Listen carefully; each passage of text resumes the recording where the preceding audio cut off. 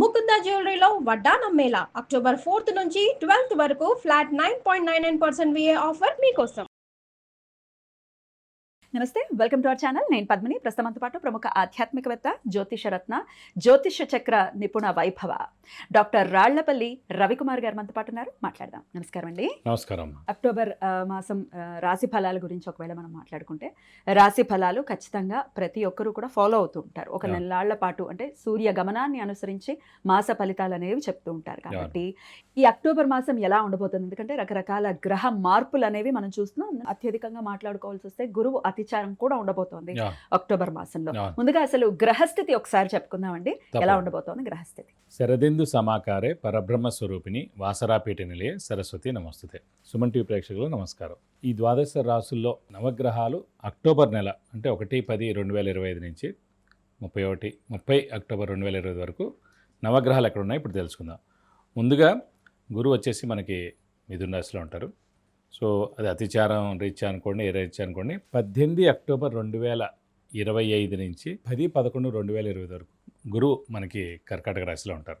So కానీ ఒక నెలే ఉంటారు, ఇంచుమించు చెప్పాలంటే ఒక నెల కూడా కాదు. సో 23 days 24 days ఉంటారు. అయినా కూడా మనకి మార్పులు చాలా వస్తాయి. ఎందుకంటే మళ్ళీ మిథునంలోకి వెళ్తారు. మళ్ళీ అక్కడి నుంచి ఇక కంటిన్యూస్గా మిథునంలో ఉంటారు. కానీ మనకి ఇప్పుడు కర్కాటకలో వచ్చింది అనుకోండి, మనం ఎప్పుడు గోచారం ఎలా చూసుకుంటాం అంటే, మన రాశి నుంచి 2, 5, 7, 9, 11 స్థానాల్లో గురువు ఎప్పుడైతే ప్రవేశిస్తారో ఆ సమయాల్లో ఉన్నత విద్య రావడం, నిరుద్యోగులకు ఉద్యోగం రావడం, ఉద్యోగస్తులు ప్రమోషన్స్ రావడం, name and fame, foreign tour visits, ఇలాంటివన్నీ రావడం. అది లగ్నరీత్యా చూస్తారా, రాశిరీత్యా? రాశిరీత్యా మనం గోచారం చెప్పుకుంటున్నప్పుడు రాశిరీత్యా చూస్తాం. మామూలుగా జాతకం బాగుంటే కనుక ఇది యాడ్ అవుతుందండి. 50% జాతకం ఉంటే కనుక 50% గోచారం. కానీ గోచారంలో మటుకు ఈవెంట్ అవ్వాలంటే ఖచ్చితంగా, ఇప్పుడు ఫర్ ఎగ్జాంపుల్ వివాహం కాని వాళ్ళు ఉన్నారనుకోండి, ఈ నెలల్లో వివాహం ఫిక్స్ అవ్వచ్చు. మొన్నటిదాకా వాళ్ళకి 4th హౌస్లో ఉన్నారనుకోండి, ఇప్పుడు వాళ్ళకి 5th హౌస్లో ఉంటారు కదా. ఇప్పుడు మీన రాశి వాళ్ళే ఉన్నారు, చతుర్థ స్థానంలో ఉన్నారు. కానీ ఇప్పుడు ఈ నెలల్లో 25 రోజులు మనకి 5th హౌస్లో ఉంటారు కాబట్టి ఖచ్చితంగా ఈ నెలలు గట్టిగా ప్రయత్నిస్తే వివాహం కుదిరేందుకు అవకాశం ఉంది, అలాగే సంతానం కలిగేందుకు అవకాశం ఉంది. సో నిరుద్యోగులు ఉద్యోగం రావడం, ఫారెన్ టూర్ విజిట్స్, అసైన్మెంట్స్, మంచి వ్యాపారం స్టార్ట్ చేయడం, ఇలాంటివన్నీ కూడా జరుగుతుండేవి. సో గురువు వచ్చేసి మనకి ఈ 18-10 నుంచి 10-11 దాకా కర్కాటక రాశిలో ఉంటారు. మనకి రాహు యాస్టీస్గా మనకి కుంభరాశిలో ఉంటారు. కేతు వచ్చేసి మనకి సింహరాశిలో ఉంటారు. శని మనకి మీన రాశిలో ఉంటారు. అలాగే శుక్రుడు మటుకు నీచ స్థానంలో ఉంటారండి ఈ మాసం అంతా. అలాగే మనకి అక్టోబర్ 15 to నవంబర్ 15 ఫిక్స్డ్ అండి. ప్రతి సంవత్సరం కూడా రవి నీచ స్థానంలో ఉంటారు అన్నమాట. ఏప్రిల్ 15 to మే 15 ఉచ్చ స్థానంలో ఉంటారు. అందుకే ఏప్రిల్ మే ఎండలు ఎక్కువగా ఉంటాయి. అక్టోబర్ 15 to నవంబర్ 15 రవి నీచలో ఉంటారు కాబట్టి చలి ఎక్కువగా ఉంటుంది అన్నమాట. తులలోకి వెళ్తారు. సో అలా కూడా మనం చెప్పుకోవచ్చు. అలాగే కుజుడు వచ్చేసి మనకి తులారాశిలో ఉంటారు. అలాగే బుధుడు కూడా మనకి తులారాశిలో ఉంటారు. ఇలా మనకి ఈ నవగ్రహాలు ద్వాదశ రాశిలో ఈ మాసం అంతా ఈ స్థానాల్లో ఉంటాయండి. ఇది గోచారం ఉండేటటువంటి పరిస్థితి. ఇక ద్వాదశ రాశులకి కూడా ఈ గోచార రీత్యా వచ్చేటటువంటి ఫలితాలు ఏమిటో ఇప్పుడు మనం తెలుసుకుందాం. సింహరాశి గురించి మాట్లాడుకుంటే లగ్నంలో కేతు, సప్తమంలో రాహు. బాబోయ్, ఒకంత గ్రహస్థితి భయపెడుతోందా అనిపిస్తోంది. ఈ మాసం అంతా మరి ఎలా ఉండబోతోంది సింహరాశి కంటే ఏం చెప్తారండి? తప్పకుండా అండి. సింహరాశి అనగానే మనకి మఖ 1, 2, 3, 4 పాదాలు, పుబ్బ 1, 2, 3, 4 పాదాలు, ఉత్తర 1వ పాదం. ఈ నక్షత్రాల సమంతా మనకి సింహరాశిలోకి వస్తుంది. సింహరాశి అంటేనే అధిపతి సూర్యుడు. బట్ చాలా స్ట్రైట్ ఫార్వర్డ్గా ఉంటారు, ముక్కుసూటిగా ఉంటారు. ఎవరికి వాళ్ళే బెదరరు. వీళ్ళని చూస్తే అవతలవాడు భయపడాలి. సో ఎక్కువగా గవర్నమెంట్ జాబ్స్లో వీళ్ళు ఉంటారు. వీళ్ళు చాలా నీతి నిజాయితీగా కూడా ఉంటారు అన్నమాట. వీళ్ళ ఫాదర్ కూడా మంచి ఉన్నత స్థానంలో ఉంటారు. వాళ్ళకి పొలం ఉండడం కానీ, లేకపోతే వాళ్ళు కూడా గవర్నమెంట్ జాబ్లో ఉండడం కానీ అలా ఉండేది కూడా అవకాశం ఉంది. సో వీరికి వచ్చేసి రాశి అంటే 3 చూడాలండి ఎప్పుడు కూడా. మనం జాతక చక్రం చూసినప్పుడు లగ్నాధిపతి ఎక్కడ ఉన్నాడు, అలాగే అదృష్టకారకుడు ఎక్కడ ఉన్నాడు, అలాగే దైవబలం దైవానుగ్రహం సంబంధించిన గురువు అనే గ్రహం ఎక్కడ ఉన్నారు. సో ఈ 3 ప్లానెట్స్ తోటే మొత్తం జాతకం అంతా చెప్పచ్చు. సో ఉదాహరణ గోచారం చెప్పినప్పుడు ఇక్కడ కూడా సేమ్. రాశి అధిపతి అంటే సింహరాశి అధిపతి ఎవరు? సూర్యుడు. అతను నీచలో ఉన్నాడు. 33% మైనస్ ఉందన్నమాట. సో యోగకారకుడు, అదృష్టకారకుడు, లైక్ ఫేవర్ చేసే గ్రహమైన కుజుడు తృతీయ స్థానంలో బాగానే ఉన్నాడు. ఓకే. నెక్స్ట్ గురువు వచ్చేసి మనకి దైవబలం దైవానుగ్రహానికి కారకుడు గురువు కాబట్టి అతను వచ్చేసి లాభంలో ఉన్నాడు. సో గురు గ్రహం చాలా బాగుంది. అలాగే యోగకారకుడు కూడా బాగానే ఉంది కాబట్టి 60% బాగానే ఉందని చెప్పుకోవాలి. అష్టమ శని కూడా నడుస్తుంది కాబట్టి దాని ఎఫెక్ట్ ఎలాగ ఉంది దాన్ని వేరేగా చెప్పుకుందాం. ఇంకోటి ఏంటి, ముఖ్యంగా రాశిలో కేతు, సప్తమ స్థానంలో రాహు. ఇప్పుడు మొన్న అంటే మనకి కుంభరాశి వారికి పూర్వభాద్ర నక్షత్రం వాళ్ళకి గ్రహణం వచ్చింది. సో అది వచ్చింది, అది అయిపోయింది. కానీ సింహరాశికి కుంభరాశికి ఏనార్థం అంతా కూడా గ్రహణం ఉన్నట్టే అండి. ఎలా అంటే మన రాశి ఏదైతే అవుతుందో అందులో కేతు ఉన్నా, అందులో కేతు ఉన్న అందులో రాహున కూడా అది గ్రహణం అనమాట, సంవత్సరన్నర కాలం పాటు.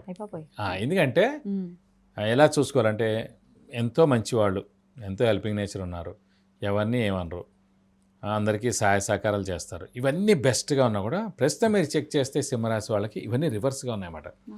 నన్ను అనవసరంగా పట్టించుకోవట్లేదు, నేను ఫోన్ చేసినా ఎత్తట్లేదు, పెళ్ళి ఏదో అయింది కాబట్టి ఇతను నా మాట వినట్లేదు, ఇతను ఏం అనకపోయినా కూడా ఇలా ఏదో అన్నాడు, అక్కడెక్కడో విన్నాను, ఇవన్నీ ఏంటంటే ఇప్పుడు ఫర్ ఎగ్జాంపుల్ సూర్యగ్రహణం తీసుకోండి, అప్పటిదాకా పొద్దున పూట తీసుకోండి, అప్పటిదాకా సూర్యుడు మనకు కనిపిస్తుంటాడు, సడన్గా మనకి ఇలా అడ్డుపడిపోయినట్టు ఛాయ ఉంటుంది. అలాంటి సూర్యుడే మనకు ప్రపంచానికి కనిపించలేదంటే మనం ఎంత. ప్లస్ ఇలాగా మన రాశిలో ప్రస్తుతం అలా కేతు ఉన్నాడనమాట, ఈ చంద్రుడు ఇలా కేతు కప్పేస్తున్నాడు, అంటే మన మనస్సు, మైండ్, నేచర్ అన్నీ కూడా కప్పేయబడ్డే ఉన్నాయన్నమాట. సో ఇది బయటపడాలంటే ఆ రాహుకేతులు ఇద్దరు మారాలి, లేకపోతే కనీసం కేతు అయినా మారాలి. సో కేతు రాహు ఇద్దరు కూడా ఒకటేసారి మారుతారండి, అందుకే ఎప్పుడు ఆపోజిటే ఉంటారు, పక్కన కానీ 410లో 159లో అలా ఉంటారు, సమసప్తకాల్లోనే ఉంటారు మనం. కాబట్టి ఇది గ్రహణ సమయం, సంవత్సరన్నర కాలం, 6 months అయింది, ఇంకా ఏడాది ఉంటుంది. కాబట్టి మనం మౌనంగా ఉండడం ఉత్తమం. ఇందుకు ఆల్రెడీ మనం ముక్కుసూటి మనుషులం, స్ట్రేట్ ఫార్వర్డ్ మనుషులం, ఆడ మనకి శత్రువులు ఎక్కువగా ఉంటారు, మిత్రులు తక్కువగా ఉంటారు. ఈ ఉన్న మిత్రులు కూడా వెళ్ళిపోకుండా, ఉన్న మిత్రులు కూడా శత్రువులు అవ్వకుండా ఉండాలంటే కొంచెం ముక్కుసూటితనం తగ్గించుకుంటే మంచిది, ప్లస్ కొంచెం మౌనంగా ఉంటే, చూసి చూడకుండా ఉంటే మంచిది. ఎందుకంటే కరెక్ట్గా అది మనకు కనిపించేటట్టే ఉంటుంది, మనం ఏదో అనేటట్టే ఉంటుంది. ఎప్పుడన్నా వాళ్ళు పడేవాళ్ళు కూడా ఈసారి 10 రెట్లు ఎక్కువగా ఫీల్ అవుతారు. అది గ్రహణం యొక్క ఎఫెక్ట్ అనుకోవాలన్నమాట. ఇంతలో జాగ్రత్తగా చూసుకోవాలి.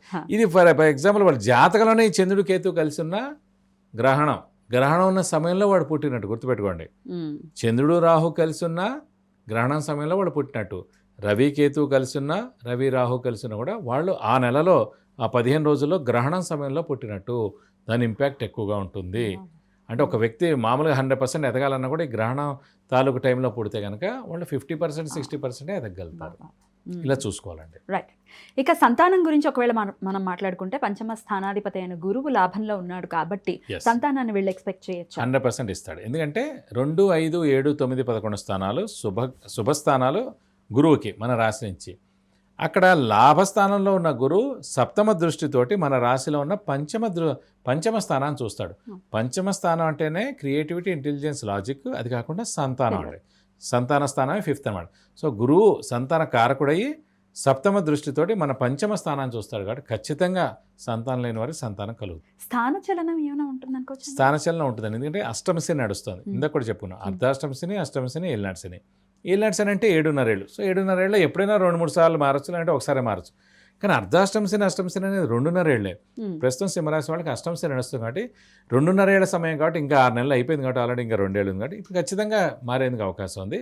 అది మంచి మార్పు కిందే తీసుకోవాలి. ఎందుకంటే అక్కడ గురువు చాలా బాగున్నాడు కాబట్టి ఇప్పుడు ఉద్యోగ మార్పు కానీ, ట్రాన్స్ఫర్ కానీ, వేరే కొత్త జాబ్ ఎత్తుక్కోవడం కానీ, లేకపోతే ఇంకో జాబ్ కానీ, లేకపోతే ఇదే సమయంలో అష్టమశని కాబట్టి స్థానచలనం కాబట్టి మెయిన్గా మనకి ఫారిన్ వెళ్ళడం, విదేశీయానం, కన్సల్టెన్సీ ద్వారా అవనివ్వండి, లేకపోతే మీరు డైరెక్ట్గా వెళ్ళడం, లేకపోతే జాబ్ ద్వారా పంపించడం, ఇవన్నీ కూడా జరిగేందుకు అవకాశం ఉంది. సో దాంతోపాటు మనం సంచరిస్తే చాలా మంచిది, పాజిటివ్ చేంజ్ కింద కన్సిడర్ చేయొచ్చు. ఇక పరిహారాలు ఏం పాటించాలండి? సో వీరి ప్రస్తుతం ఏంటంటే అష్టమశని ఎఫెక్ట్ ఎక్కువగా ఉంది కాబట్టి ఇంకా ఈ 2.5 ఏళ్ళు ఉంటుంది కాబట్టి ఖచ్చితంగా ప్రతి శనివారం ఉపవాసం అనేది ఫిక్స్డ్గా ఉంటే చాలా మంచిది. అలాగే వీలైతే కనుక ఒక శనివారం రోజున రక్తదానం చేస్తే కూడా చాలా మంచిది. అలాగే శివుణ్ణి మరియు అమ్మవారిని ఎక్కువగా ఆరాధిస్తే కూడా చాలా మంచిది. వాళ్ళ అష్టోత్తరం చదువుకోవడం కానీ, వాళ్ళకి సంబంధించిన శివుడు అంటే ఫర్ ఎగ్జాంపుల్ మనకి సోమవారం రోజున వెళ్ళి 40 ప్రదక్షిణాలు చేయడం శివాలయం చుట్టూ, అలాగే మన పేరు నక్షత్ర గోత్రంతో అభిషేకం అర్చన కూడా చేస్తే చాలా మంచిది. మరి మీ జన్మ జాతకానికి సంబంధించి విద్య, ఉద్యోగ, ఆరోగ్య, ఆర్థికం సమస్య ఏదైనా కూడా దానికి పరిహార మార్గం తెలుసుకోవాలన్నా, జాతక విశ్లేషణ తెలుసుకోవాలన్నా మన గురుగారికి ఖచ్చితంగా మీరు కాంటాక్ట్ చేయొచ్చు. మరి కింద స్క్రోల్ అవుతున్న నంబర్స్కి మీరు వాట్సాప్ చేయొచ్చు. చాలా చక్కగా వివరించారు. ఇక నెక్స్ట్ వీడియోలో కన్యా రాశి గురించి తెలుసుకుందాం. థ్యాంక్ యూ అండి. నమస్తే. నమస్కారం.